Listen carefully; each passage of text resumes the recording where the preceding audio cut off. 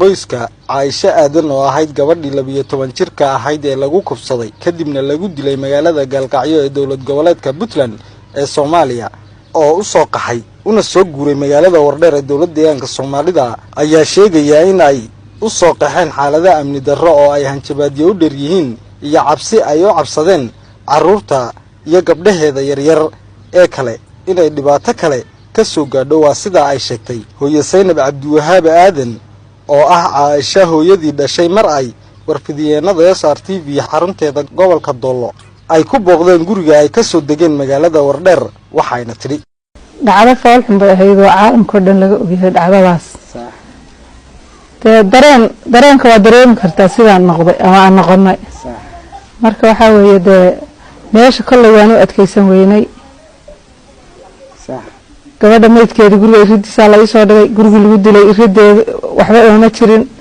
marka argagax anigana argagaxayga lama xisaabi karo ka muslimka ku dhacayna la mid buu ahaa marka waxa weeye saasaan soo guuray muxuu ahaa hadaan kaaga sheekeeyo soo geedigiina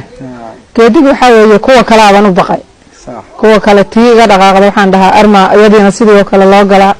oo Saynab Cabdiwahaab Xareed ayaa waqti xaadirkan ku sugan iyada iyo carruurta ay dhashay magaalada Wardheer ee gobolka Doolo waana tan hooyo Saynab oo inooga warbixinaysa sababaha ay soo guureen iyada oo kiiskii Caaisha wali uu socdo dadkii lagu soo eedeeyna gacanta lagu hayo iyo waliba heerka kiiskaasi marayo carabkana ku dhufatay in kiiska Caaisha uu gaadhay xukuumadda ugu sareysa dawlad goboleedka Puntland jawaabna laga sugaliyo Ilyas Aadan oo ah aabaha qoyskaasina arrimaha jawaabtaasi iyo in Caaisha kiiskii foosha xumaa ee loo geystay cadaalad la waafajiyay darteed uu ugu haray magaalada Gaalkacyo kullihan jawaab way iska jirtaa dadkii falka sameeyay dadkiisi waa deganaayeen oo rag iyo dambiilayaal la wada og yahay u doodayay degan marka waxa weeye in xun in isku raacsan way jirtaa marka anagu ay mudarro ilmahaas aan wala soo cararay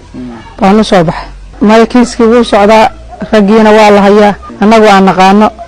waxa raadkoodii ruuxoodii gabadhooda aan naqaano waa la hayaa inta keensadeen ayaga yaqaan waa laga keeni karaa kuwa keensadeen ugu dambeyn hooyo Saynab Cabdiwahaab oo arrimo badan oo ku saabsan kiiska foosha xun ee loo geystay gabadheeda Caaisha oo 12 jir ahayd oo la isugu daray dil iyo kufsi fool xun